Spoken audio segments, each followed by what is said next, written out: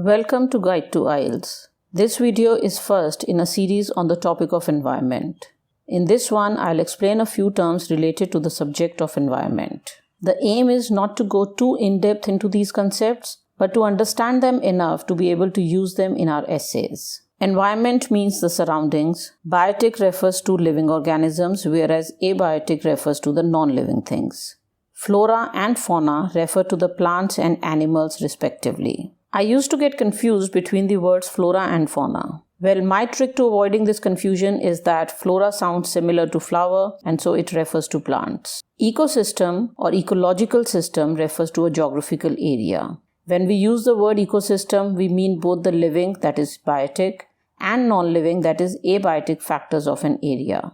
Biotic includes the flora and fauna of the region, whereas non-living or abiotic includes soil, water, air, the landscape, that is visible features of an area of land including hills, rivers and buildings, and even weather such as temperature and humidity. Ecosystems can be very varied. They can be very big, for example, a desert, or very small, for example, a tree. This is why the word ecosystem is used in a variety of ways. The major parts of an ecosystem are water, water temperature, plants, animals, air, light, and soil. They all work together. So all parts of the ecosystem are interconnected and interdependent. Any change in one affects or impacts the others. This is where the term ecological balance comes from. Ecological balance is there when all parts of an ecosystem coexist in harmony and there is an equilibrium among all the biotic and abiotic elements of the ecosystem. So ecological imbalance occurs when this equilibrium is disturbed. This can be because of natural reasons too, but usually when we are writing or speaking about it, we focus on the human actions that cause this imbalance. Another term that is quite the buzzword when we talk about environmental issues is sustainable development. Sustainable describes the controlled use of natural resources at a steady level so that it does not cause damage to the environment.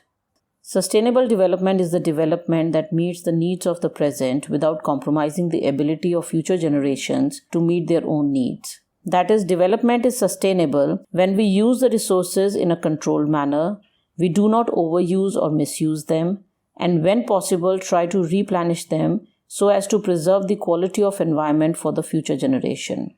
The word sustainable can be used for referring to various activities that do not harm the environment and replenish any resources that are used. For example, sustainable energy, sustainable economic growth, sustainable tourism, housing, cities, agriculture, and business practices. An example sentence, cycling is an environmentally sustainable form of transport. Let's now look at a couple of terms which are not directly related to environment, but which can be used when writing or speaking about environment because they cause environmental degradation. First, material things. Physical possessions, things that you can purchase, are material things. Everything from a pin to a plane is a material possession. What would be excluded are the relationships, freedom, peace, and much more. Things that cannot be bought. This reminds me of something I first read ages ago but which keeps making more sense with passing time. It's here on your screen. Money can buy a house, but not a home. Money can buy a bed, but not sleep, and so on. So everything money can buy is a material thing. Consumer culture is a way of living, true for most of us in the present times, where spending on material things and using them to attain a certain status in society is a key part of one's lifestyle. A similar word is consumerism, which again refers to the idea that purchasing more products is a desirable and positive goal.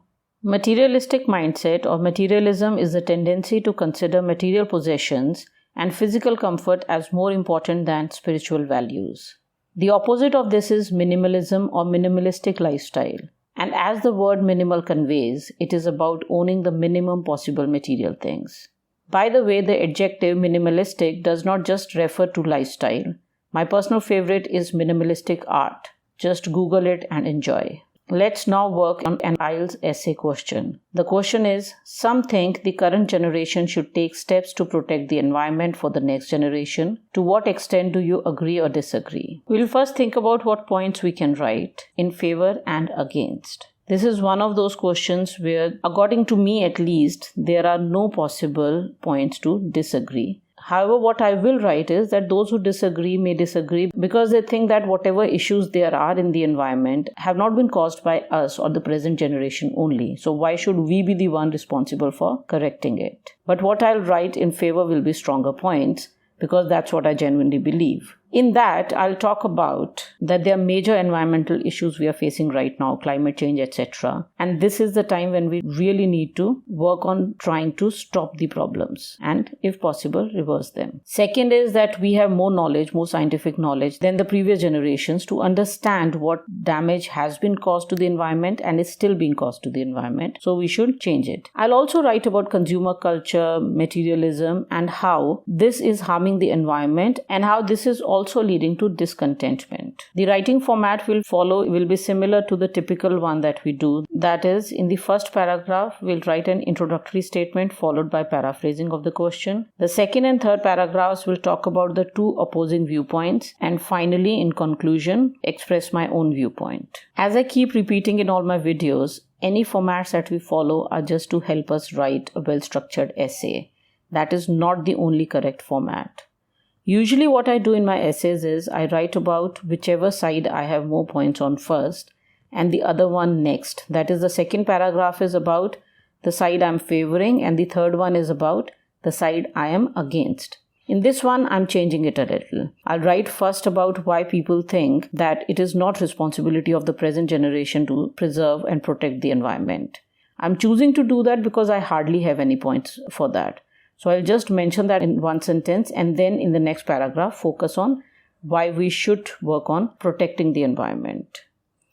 Starting with the first paragraph first, the general statement. In today's world, environmental degradation is an issue that impacts every organism on planet Earth and is one of the biggest challenges being faced by the humans. The paraphrasing now. While it is generally opined that it is our responsibility to ensure that the environment is preserved and protected for the future generations, there are a few who argue against this opinion. The second paragraph will now talk about what arguments are given to support that it is not the responsibility of the present generation to protect the environment. Those who oppose it being the responsibility of the present generation to ensure environmental protection assert that the existing predicament is a result of many generations playing fast and loose with the environment, and so why should one generation be weighed down with this mammoth task? Next paragraph about why I think the present generation should take care of the environment. However, taking this stand, that is referring to the stand in the second paragraph, reeks of shirking responsibility. The fact remains that we have inherited a planet which is battling perilous environmental issues such as climate change. As many studies have shown, this is high time that steps are taken to first stop the degradation and then reverse it too. Next point.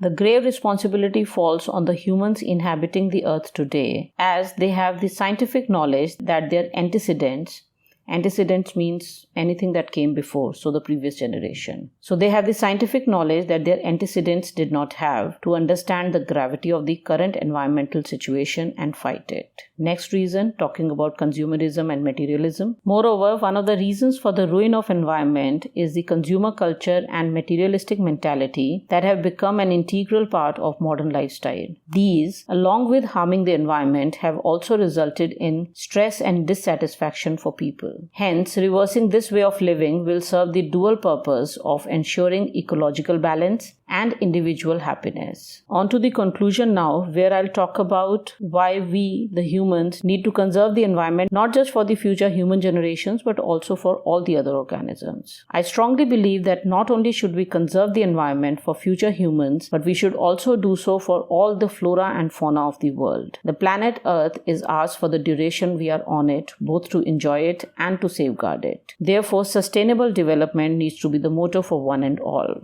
Notice the phrases in bold. Understand them and try to incorporate them in your writings. If you face any issues, just drop a message. We'll try to explain them in the future videos. I'll leave you with 2 IELTS writing task 2 questions which can be answered using the concepts discussed in this video. Some people think that resources should be spent on protecting wild animals, while others think those would be better used for the human population. Discuss both sides and give your opinion. This question can be answered by citing the ecological balance and its importance and how how it benefits every element, biotic and abiotic, including humans, of the Earth's ecosystem. The second question, some think that climate change reforms will negatively affect business. Others feel they are an opportunity for businesses. Discuss both views and give your own opinion. The essay written in response to this one can talk about corporate social responsibility, carbon footprint, and green and sustainable development, and how these can be a boon for businesses and how these are the socially responsible thing to do. We'll cover other topics related to environmental issues such as pollution and other related terms such as carbon footprint and corporate social responsibility in our next video. Do like and share this video if you found it helpful and subscribe to our channel. We look forward to your comments and feedback. Bye for now. All the very best.